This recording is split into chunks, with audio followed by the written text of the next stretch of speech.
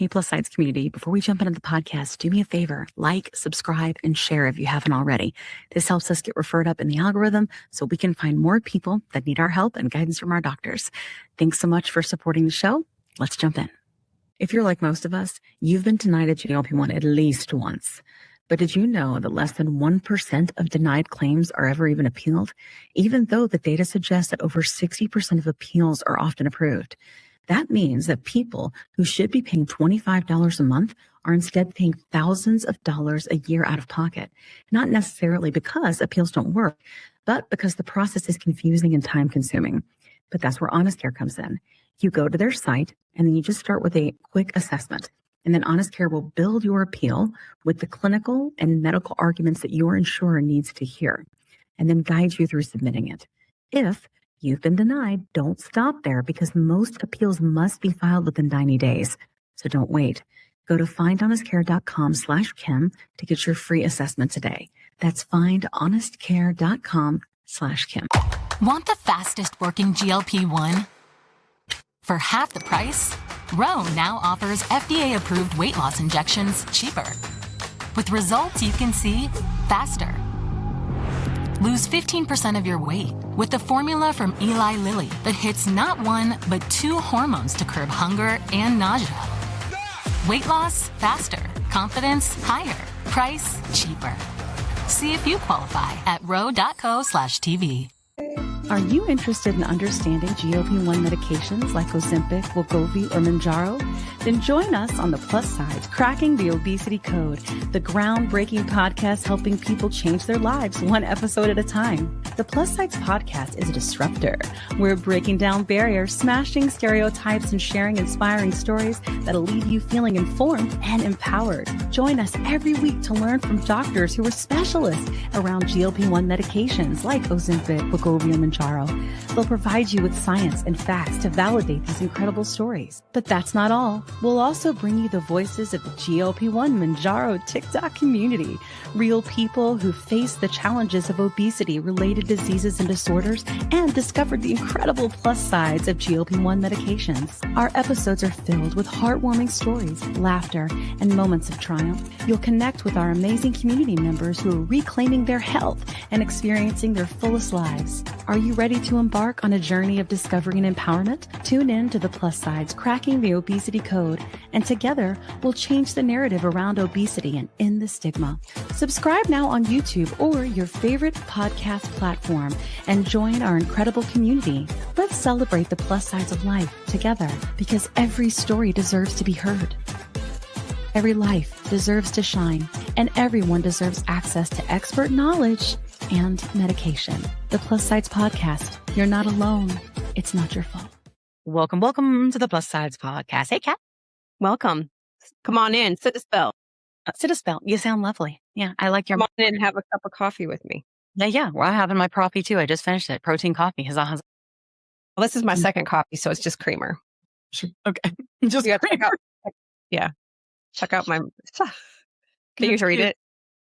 It says, bitch, please. I'm so fucking fabulous. I piss glitter, shit cupcakes, and fart rainbows. And you know what? That's a perfect description of you. This was a gift. I did not purchase this.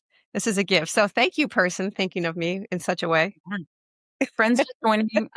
If you've not been to our podcast, we always do quick intros. If you already know us and you're loyal fans forever, this is your cue to fast forward. Okay. This is for all the new people. This is the Plus Sides Podcast. My name is Kim Carlos, and this is Kat Carter. We talk about metabolic disease. It's an education advocacy podcast. We're multi-award winning. We're ranked in the top 1% of all podcasts in the world. And this is the things that we talk about here. We keep it free every Wednesday for you. If you want to pay for no ads and all that stuff, you can. Okay. But it's free for you because we think that you deserve that you have all this information.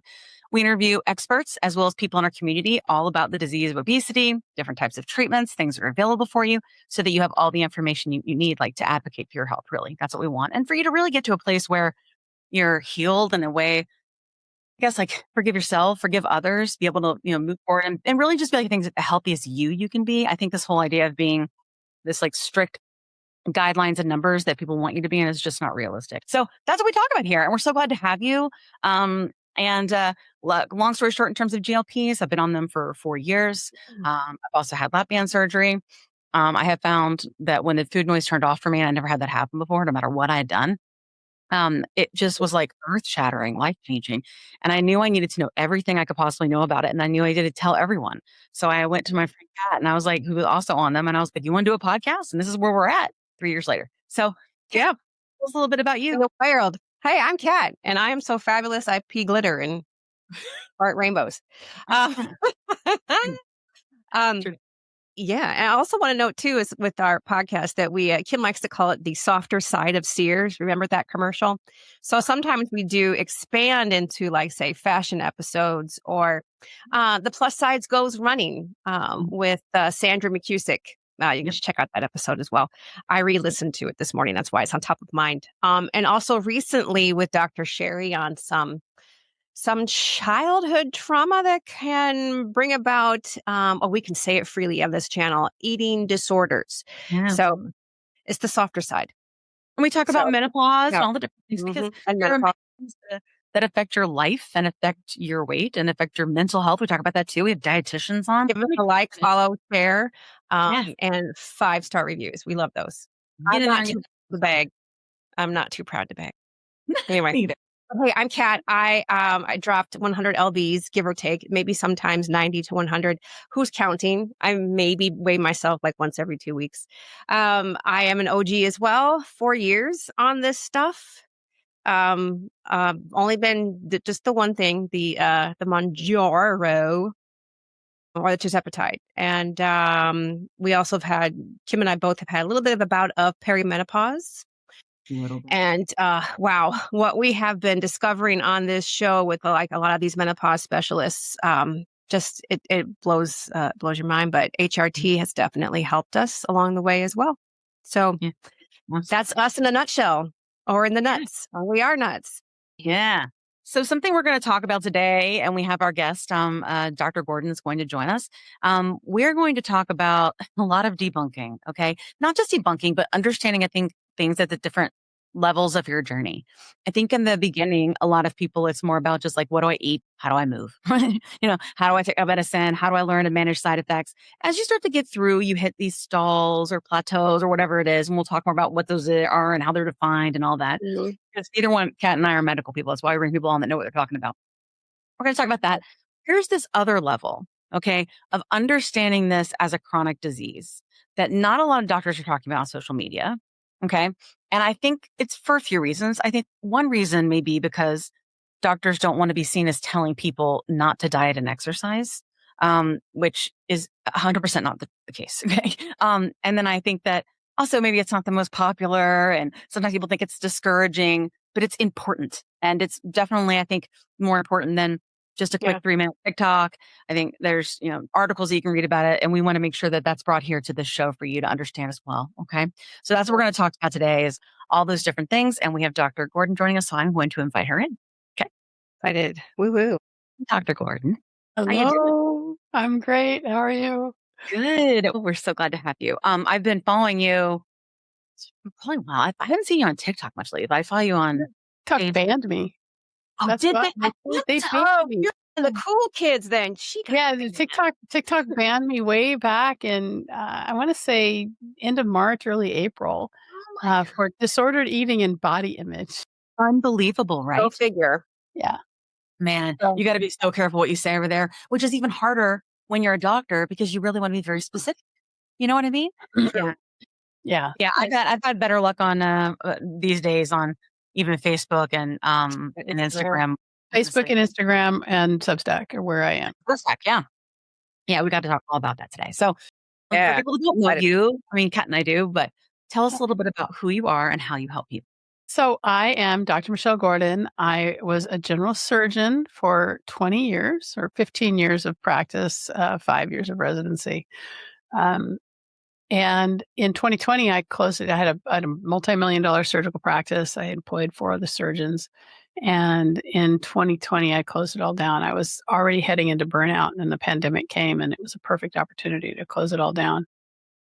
And kind of suffered from a bit of burnout and wasn't sure what I wanted to do with my life. I left medicine for a while, was doing some coaching around menopause. And about 2022, 2023, I was like, I think I want to go back into medicine. Let me see what my options are, because I'm trained in medicine and it's kind of like part of my personality. Sure. And I saw that there was this obesity board and I was like, oh, I've always been interested in this. Let me learn more about it. And I got board in obesity medicine. I took the lifestyle medicine exam as well because they really do complement each other. I'm a diplomate for both. And I also did another fellowship through a company called A4M, which is like the longevity people, but it was more functional medicine kind of stuff. So I learned all that, but I don't consider myself a functional medicine doctor. But it's a different way of practicing medicine. Unless there's FDA approval and things like that, I don't go for the non-approved kinds of things. So I started practicing obesity medicine full time in 2024. I passed the obesity medicine exam, the hard exam, probably the hardest board exam I've ever taken. Really tough. Wow. Started studying menopause on top of that because the menopause education that I was kind of consuming was all about the WHI and how it's, we're not supposed to take hormones. We're only supposed to take them for 5 years and that sort of thing. So I had to kind of do a mea culpa around that. I had to relearn that education that women do a lot better on hormones than off of them, and started practicing for a telehealth company to kind of get my feet wet. And then I ended up opening my own practice, and it's called Thrive Span Medical, and it's a exclusive, small panel practice that is application only. That's awesome. I love that. Yeah, I think everybody's journey to becoming an obesity specialist is so unique. So I'm so glad that you've done it, because we definitely don't have enough of them. I'm also an obesity medicine patient. Okay. And when I was always athletic and thin and didn't really have any trouble with my weight. And then I had a baby. God, yeah. And I was not able, I gained 50 pounds with my pregnancy and just really had a hard time losing weight after that. And I always thought it was my fault. And so being an obesity medicine doctor was healing for me as well, learning about the fact that it's not a moral issue. It's not a willpower issue. There's actually a complete disease process going on that is trying to keep me back at a higher weight. Yeah. Absolutely. It's fantastic. I'm so glad to know that. I think that brings a certain level of empathy. I've actually asked people before, would you rather have a doctor that has obesity treat you, that's an obesity specialist, or not? And all of them have been like, oh, no, I want someone that goes through it and understands, So not like the medical piece, but has felt it, because it's very different, And so I love that. That's so great to know. Okay, cool. Okay, go ahead. With empathy. All right, so let's get to it. So we've learned that, from obesity specialists, that weight is heavily regulated by the brain. Mm-hmm. Why is that? And how does the brain actually regulate body weight, hunger, cravings, and energy expenditure? All the things.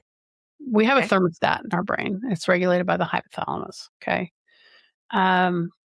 And what happens is your brain will say, okay, this is where we want to be. This is our set point. This is the place. Now, again, set point is a theory, but it's a theory that looks like it's true based on everything we know. And then your body says, this is the weight. So whatever it is, wherever you are, this is it. And you go down here. Okay. You go down a little bit. So for people who are just listening, I'm raising my hand up and down. And when you get to this weight that your body wants to defend, and then you take it down, your body says, okay, here's the hormones. The hormones are going to help you, and they're going to keep your body at this weight, but you bring it down. And then your body says, no, we have to go back up. We have to go back up. We have to go back up. And so all these hormones, this hormonal, it's a neuroendocrine thing, but because the hypothalamus, the hormones come and they say, no, we need to go back up. And this is why dieting is so hard and it fails. And so there's a hormone called leptin, comes from your fat. It says, hey, we're full. We don't need any more. Yay. Right. And then, so stop eating. And then there's ghrelin that comes from your stomach that says, oh, I'm really hungry. Okay, so those are our two main. And then there's a couple others ones.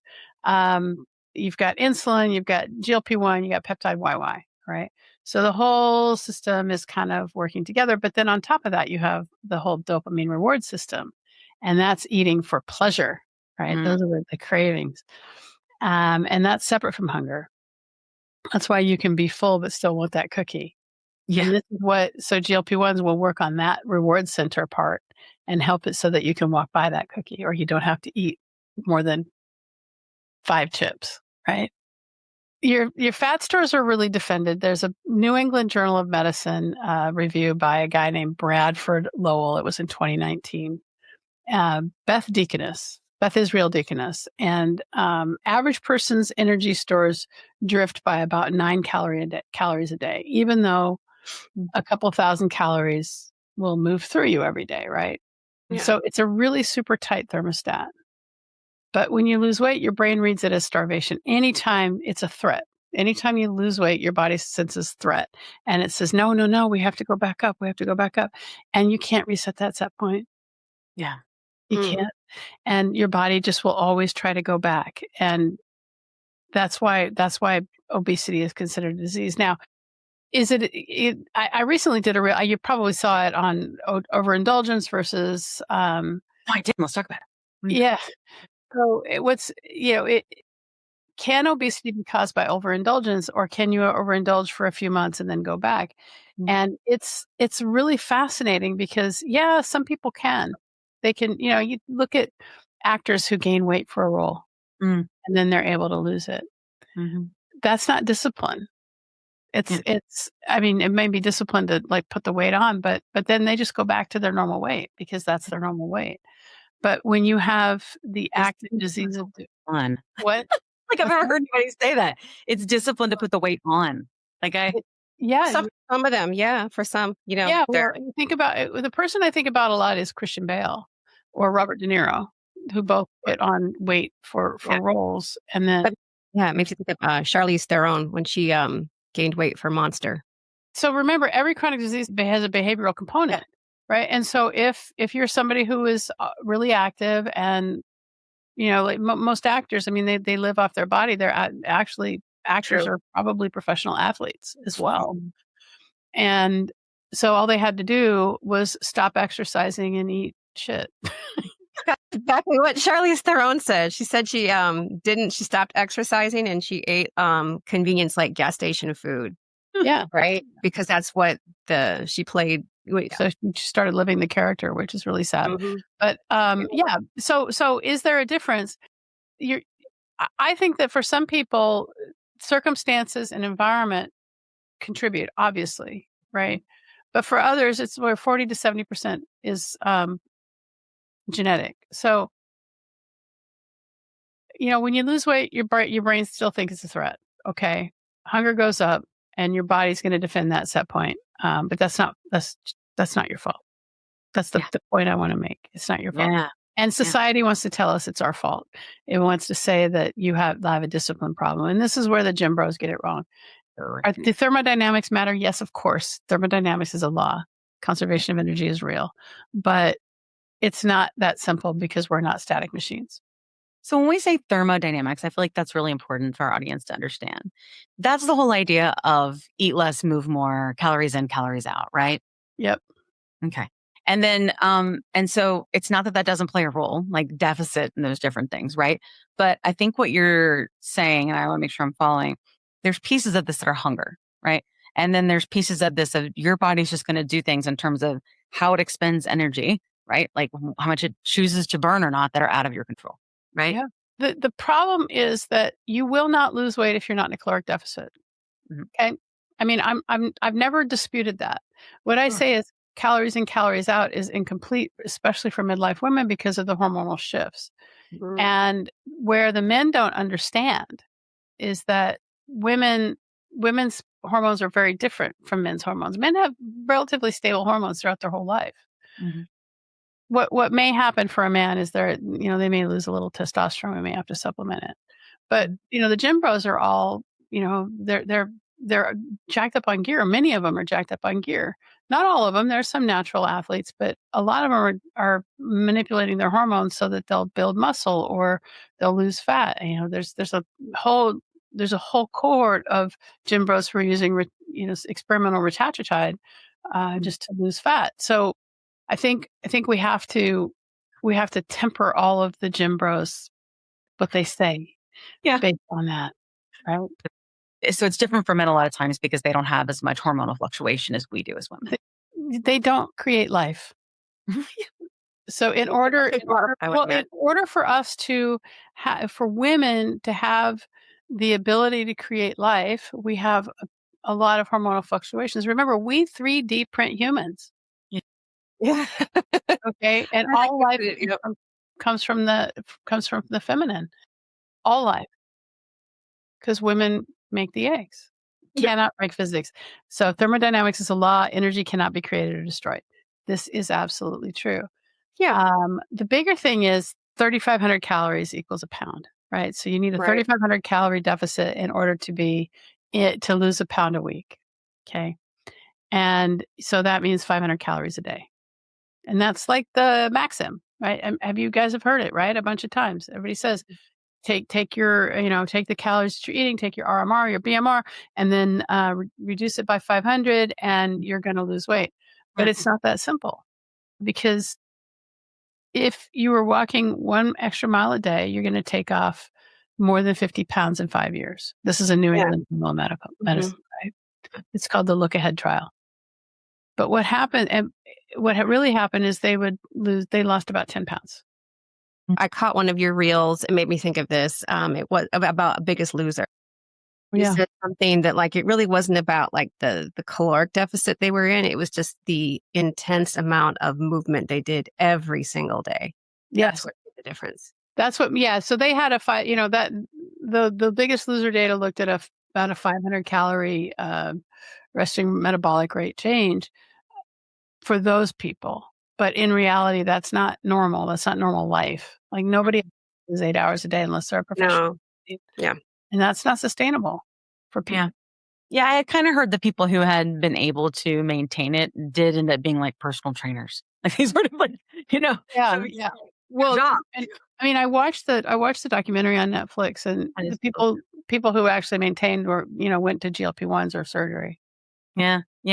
Which is another thing to consider, right? As we go, I think through this journey of things to talk about is there are people that, it seems like in my experience, everybody's different, right? And we see it because we do lives, and so people come in and we meet different things, right? But people get at different levels of their journey. And in the beginning, it just it's easy to just fall in love with the way that you feel, and oh my God, this is the cure, and all these things. And I think that also it is easier to lose weight on a GLP-1 because it does sort of put you in a natural accidental deficit, I think, when it starts to work like it does, right? But at some point, you get to these stalls, right? And then, or at some point, you do stop losing, right? And then I think that what I see in my comments on Facebook, and I'm sure you see it too, are people saying, just continue to lower your deficit. Just continue to exercise more. But at some point when people and they're eating 900 calories a day or 500 calories a day to get to goal weight, right? I find that very concerning because I can't imagine that doesn't affect their body and organs in a significant, or brain and everything in a very bad way. Right.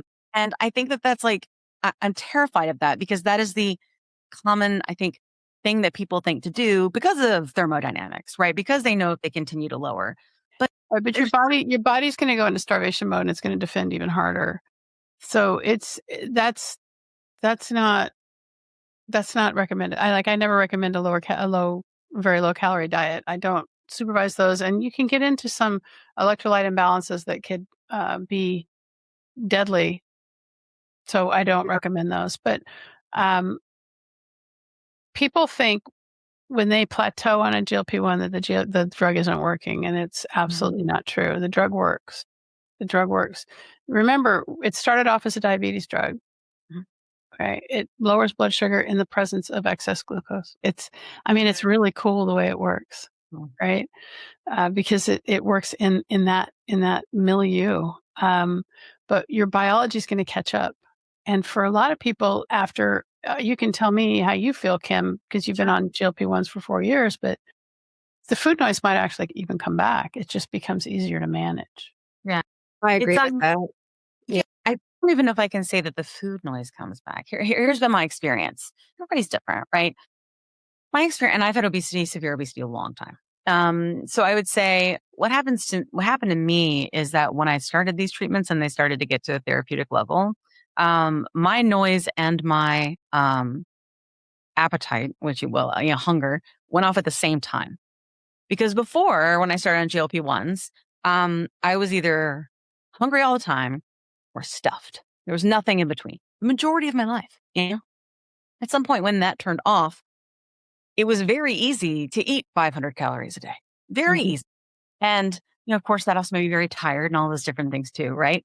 But I got to a point where I was like, okay, I know this isn't like, I need to get in like a place and a balance. This is where you said like kind of the full circle comes in, like where you're thinking about nutrition and your movement and all that kind of stuff.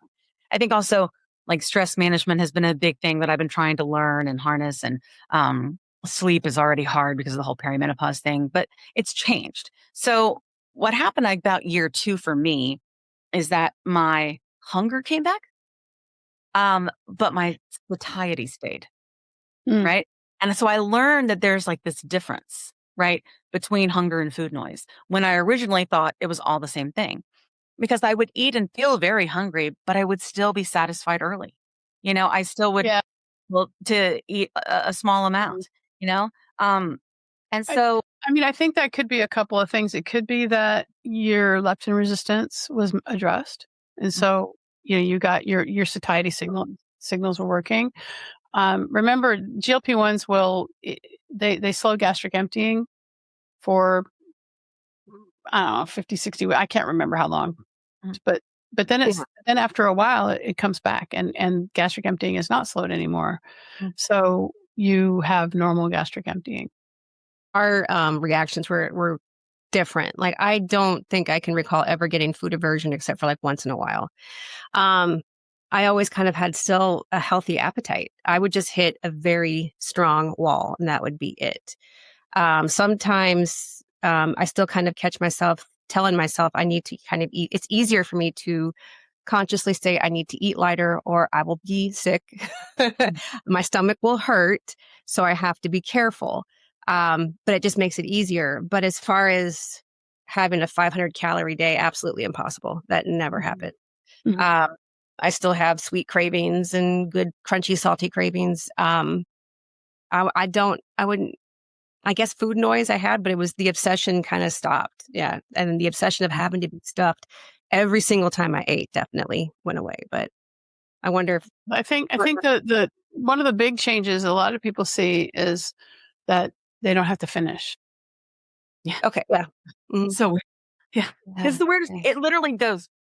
Yeah. Or sometimes if I do thing, and I'll just be like, done. But sometimes, but if you have a habit of overeating, you're a lot of people are going to overeat on these medicines and find out, like it's the fuck around and find out. It sure was. I'll tell you a story. When I was maybe 3 or 4, I don't know, 4 months, maybe 6 months into it. Anyway, so I was really hungry, super, super hungry. Okay. So we ordered hamburgers from this place around the corner. And it's a good Whole Foods restaurant. It was like a real hamburger. But I ate the whole thing and the fries. I could not sleep that night. It was the last time I had a hamburger. Oh, no. Oh, I ate a hamburger. So this guy, Kevin Hall, did this. He's the one who did the Biggest Loser study. What happens in the plateaus is, the medication will early on crush your appetite, like kills your appetite, right? For a lot of people, not everyone, but a lot of people do have lower appetite.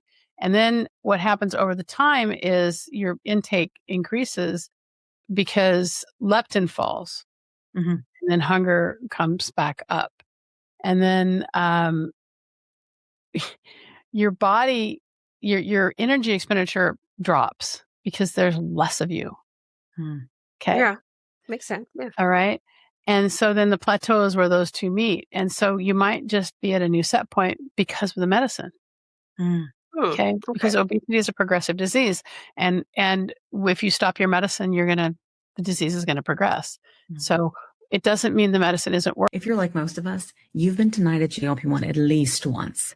But did you know that less than 1% of denied claims are ever even appealed, even though the data suggests that over 60% of appeals are often approved? That means that people who should be paying $25 a month are instead paying thousands of dollars a year out of pocket, not necessarily because appeals don't work, but because the process is confusing and time-consuming. But that's where Honest Care comes in. You go to their site, and then you just start with a quick assessment. And then Honest Care will build your appeal with the clinical and medical arguments that your insurer needs to hear, and then guide you through submitting it. If you've been denied, don't stop there, because most appeals must be filed within 90 days. So don't wait.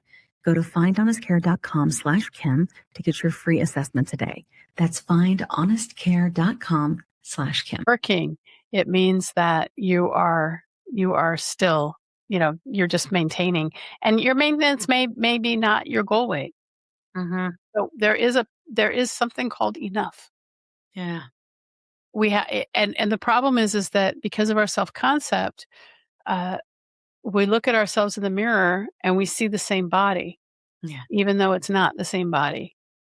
Or we look down after a while of being in this body, look at, oh, I'm fat again. Yes. Right? This is very common. I've got a YouTube video on, nobody warned me this would happen, which is all about identity shifts and how to kind of manage the identity shift that comes with weight loss, and the more attention and things like that can happen.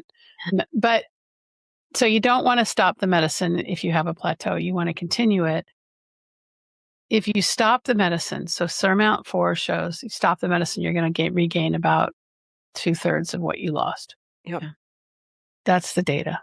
So don't stop. That sounds like, that's significant. 2/3. Yeah, it's like 2 sizes. Yeah. The majority of what you work so hard to push off.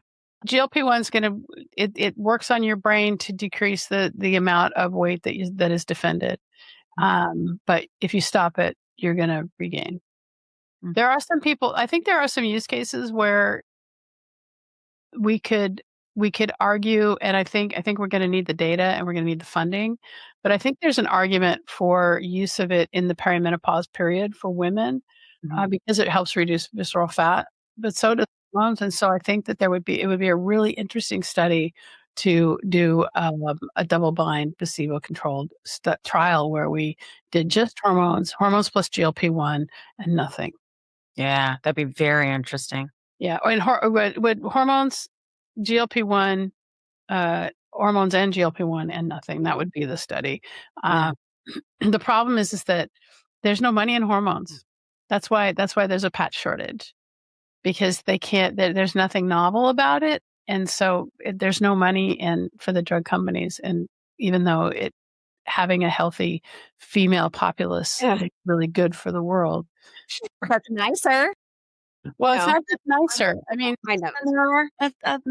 Let's just look at what happens to women as we age in our society. Yeah, we're discarded. Yes, but most of us are most productive in the last part of our life, and perimenopause brings on a lot of illness that we can mitigate with hormones. Yeah, I think it's true. It's no longer send us out to pasture. It's It's crazy. Why would we do that? We're smarter. We're wiser.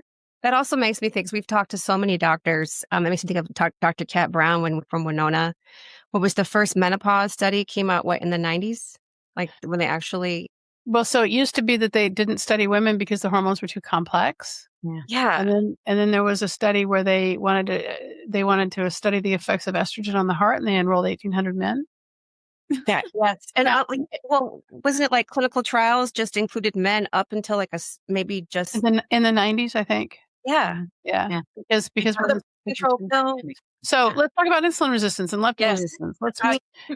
Which is a problem for all women. So leptin is made by your fat, and it tells your brain again that you can stop eating. Okay.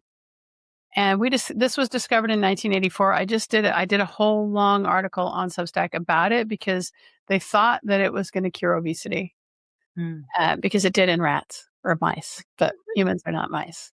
Yeah. So what you'd think that when you have more fat on your body, there's a louder signal to stop eating. So what happens is the leptin goes up and your brain doesn't see it. It just gets stuff. So that's leptin resistance. There's more of it, but your brain doesn't see it. And then there's hunger, which also comes from the brain and is subconscious. And in obesity, there's a lot more hunger. It's strong. The more leptin you have, basically and can you hear me? The more leptin you have, the hungrier you become. Your body gets confused. I wouldn't say that. Okay, so let me say it again. Leptin's job is to tell your brain you've eaten enough. Right. Stop eating. Okay. But your brain goes deaf to the signal. So the more fat you have, the leptin goes up, but your brain doesn't hear it. It only hears so much. Okay. Okay. All right. Okay. And then, so the signal is screaming. It's so loud. It's saying, stop, stop, stop. But your brain is like, no, no, no. It thinks you're starving, even though your cupboards are full. So hunger goes up, your burn rate goes down. But insulin's job is to unlock the cells so that sugar can get in. Yeah. All right. And insulin resistance, the lock stops turning. Okay. Pancreas just starts putting out more and more. Okay. And the glucose goes up. The pancreas puts out more insulin, but the lock stops turning. And so then you have more glucosuria, glucose in your urine. Well, that's diabetes, but glucose in your bloodstream, and that's insulin resistance. And then boom, over time, it's pre-diabetes and then diabetes. Yeah. That can be reversed. Yeah. We can be reversed with surgery. A lot of people who have bariatric surgery actually have diabetes, hypertension, high cholesterol. Weight loss can change that. GLP-1s now with retatrutide approaching bariatric surgery levels, but you have to take it forever. Yeah. You won't stop treating a chronic disease. Yeah. And I'll tell you what, I'll take an injection over surgery any day. Yeah. I think something I consider, and I know a lot of people have, that it's sort of when we get to what I think you said is enough, right? So realistically, we've always had different size humans, tall, big, all the things, right? And I think that like I've always been tall and big. Like genetically, my family is tall and big, my mom is average size, but like my dad's like 6'5". He was huge, and so I think like there's so much, like you said, there's a good piece of this that's genetic about how your body's going to process weight or the size that you're going to be. But everybody is definitely trying to get to this other place. And I think that what I've heard you talk about too is sort of like, do you have sort of combined treatments? Is it GLP plus your nutrition, your movement, like you're managing these things, plus other anti-obesity treatments, and like how those things can possibly like work in concert? And then the other piece is, at what point do you need to get surgery? And I think like it depends maybe on maybe the severity of obesity that we've seen. Like sometimes I even think, because I've had regain on GLP-1 since the perimenopause thing started, even though the only thing I would say is that I'm not eating more. You know what I mean? But well, fat oxidation goes down in menopause. What does that mean? 32%. So you don't burn as much fat. It's all in my stomach. Yeah. That's menopause. But if you're not on hormones, so hormone therapy will decrease visceral fat. That's proven. So if you're not on hormones, then that's something to discuss. How do you feel about the strength training versus like cardio when it comes to weight loss and then even with health? Like, is that they're both important, but the best exercises when some people just are really exercise averse. So getting out for a walk may be all you can get out of somebody. That's fine. I'll take it. Right. Yeah. I'll take it. Yeah. Yeah. But I mean, so on GLP-1s, weight loss. So anytime you have weight loss, you're going to lose muscle. We have to talk about that. That's true. Bariatric surgery, rapid weight loss, muscle mass loss. Okay. And then slowly over time, they're able to rebuild their muscle. Some of them, not all of them. Mhm. So on a GLP-1, I don't want my patients losing more than 1 to 2 pounds a week. That's really important. I do want them to lift weights, but they may or may not. Eating protein is not enough. Yeah. So if you want, especially in perimenopause and menopause, if you're going to maintain your functional health, Yeah. all right, you lose 1.5% muscle as you age per year, 1.5% of your muscle. The way to prevent that is to get strong. Mm. So we don't lift weights in exercise for weight loss. And for me, I had to come to a whole new relationship with exercise because I exercised because I wanted to change my body Sure. and my body refused. Mm. Okay. Then I got on a GLP-1 and my body changed and exercise was like, well, why would I do it now? Hmm. Okay. Yeah. And so we have to look at it from a different perspective. How long do you want to live? So weightlifting is a longevity habit. Mm. Weightlifting is something that will keep your brain sharp. So remember, there's a few things that we do so that we don't get dementia, right? Now, some of that you can't control, but what you can control is, the kinds of foods you put in your mouth and the kind of exercise you do.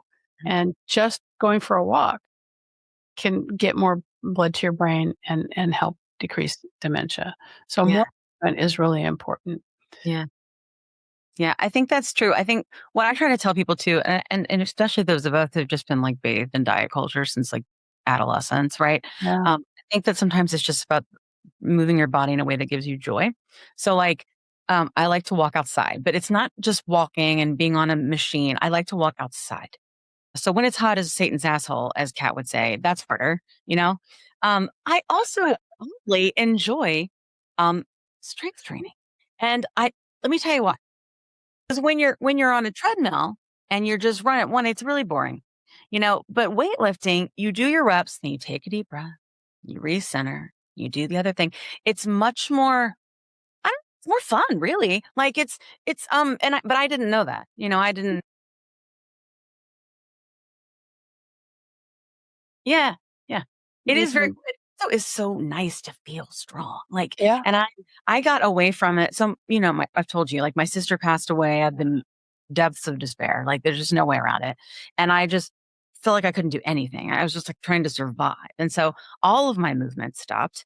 And definitely I've had about 10 pounds come on since then.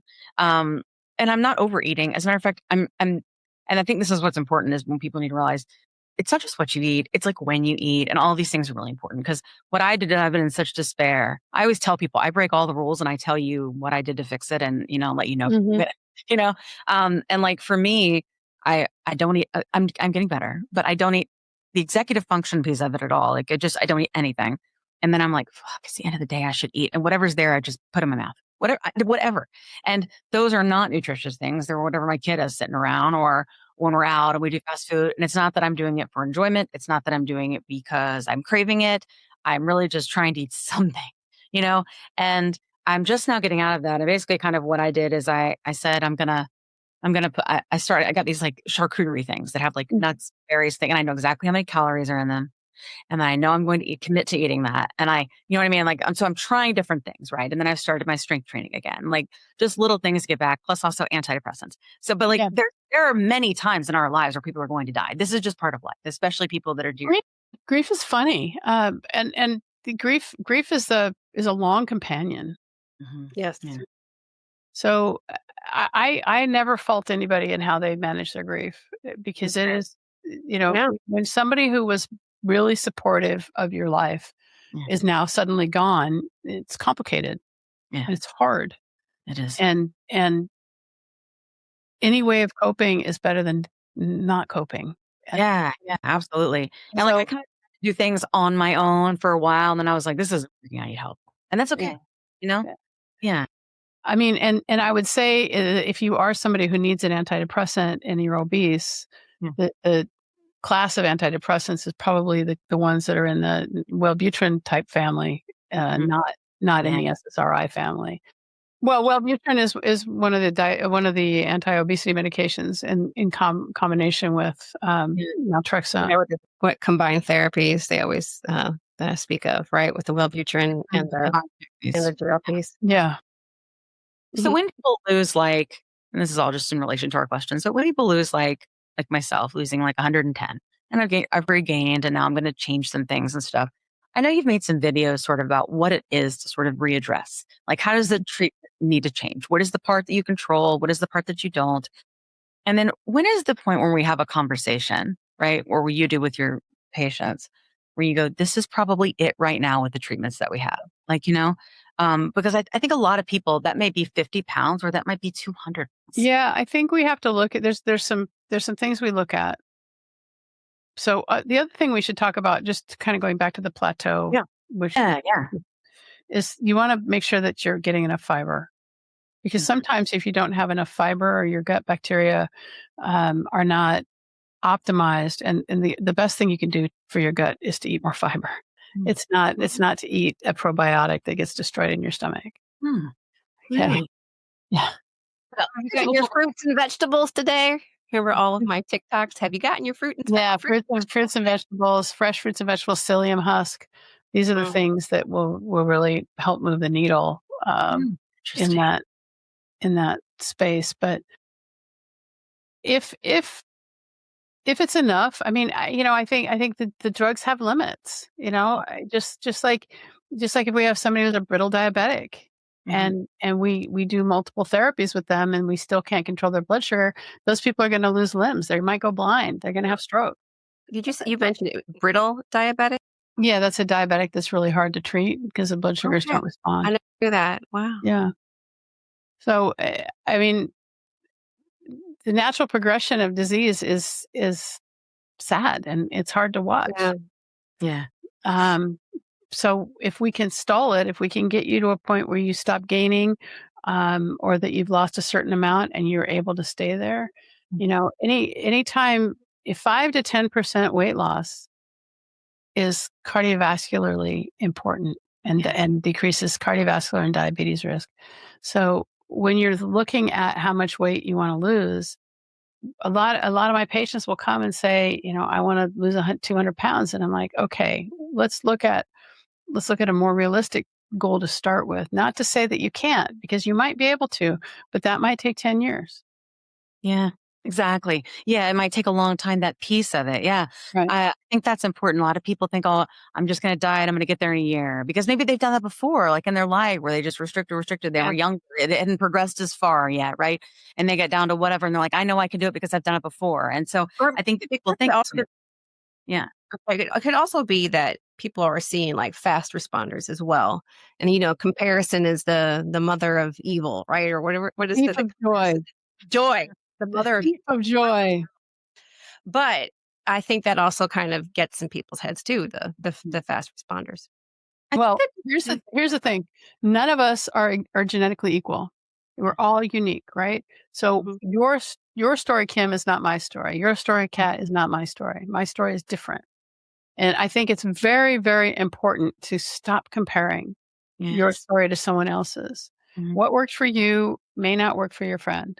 What didn't work for Maya Bialik, which is a big story right now, is not you. And I think that that's a cautionary tale for her.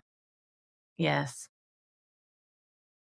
Like I only heard about that just a little because Dr. Salis Whalen had posted about it.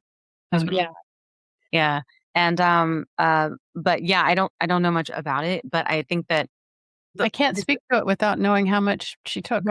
Yeah, absolutely. And I think too, the thing is like, this isn't, I think a lot of people think GLP-1s are sort of set it and forget it. Like you don't need additional care and tweaking. And I think that is massively incorrect. And there's so many people. I mean, look, I did work for one of the big telehealth companies and I did my best to try and oversee as well as I could. But what can you do seeing somebody for 15 minutes every 6 months? Absolutely. Yeah. I mean, that's why like the Treat and Reduce Obesity Act, that's what, we meet with lawmakers and we want to get passed with Obesity Action Coalition and stuff is so important because that full circle of care isn't, and many doctors, especially like PCPs, they don't understand these nuances and caveats that are incredibly important. I think it's because they do see it as weight loss, not as treating a chronic progressive disease. And right. Well, the whole calories in, calories out, and you go to the doctor and the doctor blames everything on your weight. And, women are really, really gaslit in society, especially obese women. Yeah. So the narrative has to change. We have to, but we also need to train our doctors. Yes. We need to train our doctors in women's health, period. So it's not just obesity, it's perimenopause, it's genital urinary syndrome and menopause. I mean, these are all things that if we can treat people earlier, then, we can follow through. No, I actually think that's really cool. I mean, we had a researcher on, a doctor, about talking about PCOS, PMOS. And we talked a lot about that piece of it and testing that. I think that, like you said, it's going to have to be what I have found in this space and that we've been able to accomplish in a short amount of time is us standing up and saying it's not okay. And enough of us. Not okay. My sister always said it's just a skin suit anyway. But I think that, these are all things that I think are important. And like, if you think about this broader, like what Dr. Gordon is talking about, I think is important. We are always trying to adjust our body, right? And that body adjustment may be because of health, it may be personal, or it may be because we're trying to please whatever or whoever, right? And that piece of it, right? I think in general, what our podcast does in terms of education advocacy, we're trying to break down all that shit. So it's important to understand that, like, if you're always trying to meet this goal of what everybody else thinks that you should be when it comes to the shape of your body or levels of attractiveness, then I think that you'll probably never hit that. Or when you get there, you may not be pleased because you were trying to please somebody else. Well, I mean, I think it's really important to remember that the goal is not going to make you happy. You're going to get there and you're going to say, what's now? What's next? What's next? That's the nature, I think, of it all, for sure. Happiness is a choice. And so when you put all of your eggs into this basket of like, when I get to this, then I'm going to feel this, but now I've got this, and now why don't I feel that way? That's the beauty standard. And we are not little girls. We are women. We're fully autonomous beings. And when you think of it from that perspective, that, what is a little girl is somebody who's living in a hypnotic state, learning the world, because up to age 7, that's what's happening. The brain isn't fully developed yet. Yeah. When you say that, I'm thinking about this TikTok that came across, or Instagram or something that came across my feed one time. And it was a dad that was talking to, I guess, another dad, I don't even know, on a podcast. Keep in mind, guys, anybody can have a podcast. And they were talking, and he was like talking about his daughter, his teenage daughter, and how she was starting to get hippie. So he put her on Retta because she was getting hippie. And now it's better now because she's not hippie anymore. First of all, second of all, what? And I just like but that is, we may not always see that in our feeds. It's weird that I did. The notion of that gaze, like those things are happening. That we live, that women exist for male pleasure. Yes. Exactly. He is not okay. And that it's not okay. It's not okay. Something that's not even been approved for adults yet. Like, you know what I mean? Like all of these different pieces, right? Like and that's why pieces like education like this are weird. And specifically what Dr. Gordon's saying is like trying to ground it in science and things that have been studied and peer reviewed and stuff like that. Like that's what we try to bring you. We're open-minded and talk about other stuff too, but you should know which things are grounded in science and which things are a little more loose, which is fine. Like I don't have any problem with the fact that Western medicine doesn't have it all figured out, but you should know that. No, Western medicine doesn't have it all figured out, but also you don't want to be an experiment. Yeah, for sure. Yeah. Right? So we have all these untested peptides that we don't know. We don't know. So many people and my friends have tried that. And it's not that it isn't, as my sister would say, the magical things are so seductive. She loves magical things, and that's true. It is. It's like, so, I wonder. And then there's the common thing like, well, why don't I try a peptide? Because, even my vitamin isn't FDA approved and like stuff like that. And so the mentality is there, or, well, doctors aren't able to help me, so I might as well try this. You know what I mean? Like, but I think that women, obesity affects men and women, right? Mm-hmm. Women I treat women, so I'm going to talk to women. Mhm. Women go through 3 distinct hormonal shifts, right? We go through puberty, we go through perimenopause, we go through menopause, and then another one, childbirth. These are major hormonal shifts that can change your body every single time. Yeah. And the scientific community just treated women as an afterthought. Like it didn't matter. Yeah. I mean, that's what the data shows. Like, that's like objective. Like, that is what the data it's not opinion. It's not a priority. Not a priority. And we have a $51 billion fund for NIH, and less than 12% of that is to women's health. Yeah. But women are responsible for 100% of the humans that come into the world. Yeah. That makes me think of even like what PCOS just now recently. Dr. Gordon, that mic drop right there. Like, but we're in charge of 100% of the humans that come into this world. I always comes back to that for me. I mean, anytime you see my stuff, it always comes back to that, because these are things I'm passionate about.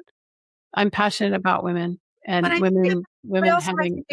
You understanding how things are all connected. You understanding there are. I don't think anybody can objectively look at our healthcare system, right, and think that we are doing a great job. You know what I'm saying? Like, there go my fireworks. You know what I'm saying? Like, I think that we can all say, like, I don't care, like, where you sit. Why would we do it? There's no way. That's why a lot of times it's bipartisan, right? Because everybody's like, oh, yeah, this is kind of garbage. Maybe we should rethink this, you know? Yeah. No, the healthcare system, I mean, don't even get me started there. The healthcare system is a sick care system. It's not designed for a healthcare longevity. But it does go back to policy. It does go back to running things. It does. Like, you know? Yeah. And I don't know. I mean, I don't see that getting fixed ever as long as we have a government that's supporting corporations over people. Yeah. Yeah. I'm not sure in my lifetime that I've ever seen anybody in office where that's how it is. I feel like our economy's built. Yeah. Well, it started with Reagan. It was better before Reagan. And I wasn't hearing that. I voted. The first time I voted in a presidential election was in the 80s, and I voted for Reagan because he was charismatic and, you know, thought he was going to pick, but trickle down doesn't work. None of it works. So it's time for us to do some revolutionary things. Revolution. Have you seen I like to think or hope that, you know, the guy with the handlebar mustache on Instagram. Revolution. I love it. Maybe the GLP community is doing something. Yeah, I think that, you know, we need access. We need access to these medications. And what I'm really upset about, so I met with the CEO of Eli Lilly yesterday. I was invited to a coffee roundtable, and I specifically asked a couple things. I said, "What are you doing about women's health specifically?" And I said, is retatrutide going to be classified as a biologic? Yeah. And I didn't put the second part in there, which was so that you can bill $1,500 for it or more, $3,000. The main thing was I think they're trying to keep it out of the compounders' hands, even though it's available. It already is. Well, it's available as an experimental. What is it? Research grade. Yeah. And we don't know what it is. So, you know, we don't. Yeah. I mean, I'm not a chemist, so I don't know. I'm not if you're a chemist and you're taking Retta and you know how to test for it and fine, whatever. But, you know, I don't know. I think that accessibility is a real problem. You know, I have a very exclusive practice, and, you know, right now it's for the wealthy. I can't. So lovely though. Let's go back to your Substack. So Dr. Gordon has a Substack, and it's not very expensive. It's not like, you know, and you can pay, and you have a free tier, right? Too. And there's a free tier, and they get some access. But I charge $121 a year. Yeah. It's not a lot. $12 a month or $120 a year. I mean, so like bare minimum, if you know you're going to have maybe care that's not the best, if you can learn these things and understand these things and then have language to whatever provider you do have, then you can know like what it should be and what you should be asking for and how, you know what I mean? Like how you should advocate. So having something like this, you know, from an obesity specialist, I think is just worth it. I'm saying she's not paying me anything to say that, guys. I just think it's something to consider like at a deeper level. Right.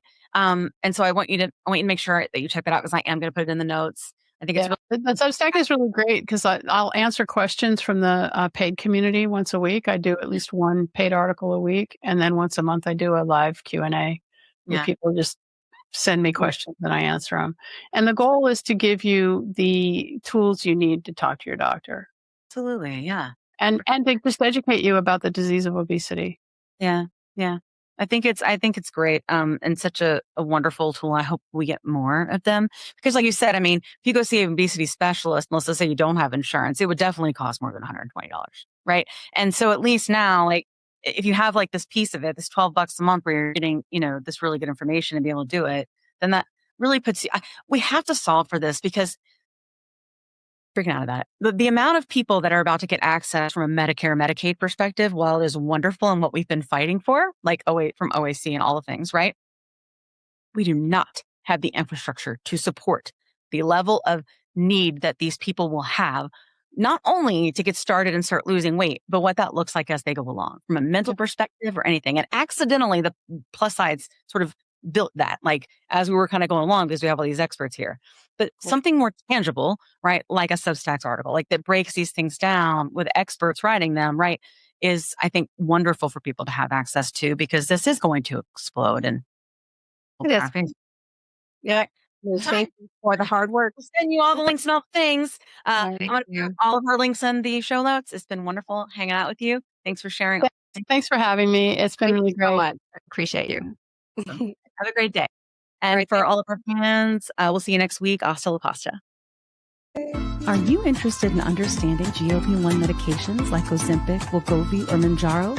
Then join us on the Plus Side, Cracking the Obesity Code, the groundbreaking podcast helping people change their lives one episode at a time. The Plus Sides podcast is a disruptor. We're breaking down barriers, smashing stereotypes, and sharing inspiring stories that'll leave you feeling informed and empowered. Join us every week to learn from doctors who are specialists around GLP-1 medications like Ozempic, Wegovy, and Mounjaro. They'll provide you with science and facts to validate these incredible stories. But that's not all. We'll also bring you the voices of the GLP-1 Mounjaro TikTok community, real people who face the challenges of obesity-related diseases and disorders and discovered the incredible plus sides of GLP-1 medications. Our episodes are filled with heartwarming stories, laughter, and moments of triumph. You'll connect with our amazing community members who are reclaiming their health and experiencing their fullest lives. Are you ready to embark on a journey of discovery and empowerment? Tune in to the Plus Sides, Cracking the Obesity Code, and together we'll change the narrative around obesity and end the stigma. Subscribe now on YouTube or your favorite podcast platform and join our incredible community. Let's celebrate the plus sides of life together because every story deserves to be heard. Every life deserves to shine, and everyone deserves access to expert knowledge and medication. The Plus Sides Podcast. You're not alone. It's not your fault. Want the fastest working GLP-1? For half the price, Roe now offers FDA-approved weight loss injections cheaper. With results you can see faster. Lose 15% of your weight with the formula from Eli Lilly that hits not one, but 2 hormones to curb hunger and nausea. Weight loss faster. Confidence higher. Price cheaper. See if you qualify at ro.co/TV. If you're like most of us, you've been denied a GLP-1 at least once. But did you know that less than 1% of denied claims are ever even appealed? Even though the data suggests that over 60% of appeals are often approved. That means that people who should be paying $25 a month are instead paying thousands of dollars a year out of pocket. Not necessarily because appeals don't work, but because the process is confusing and time consuming. But that's where Honest Care comes in. You go to their site and then you just start with a quick assessment.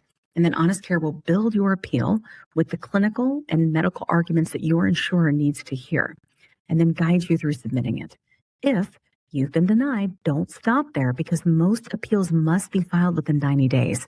So don't wait. Go to findhonestcare.com/Kim to get your free assessment today. That's findhonestcare.com/Kim.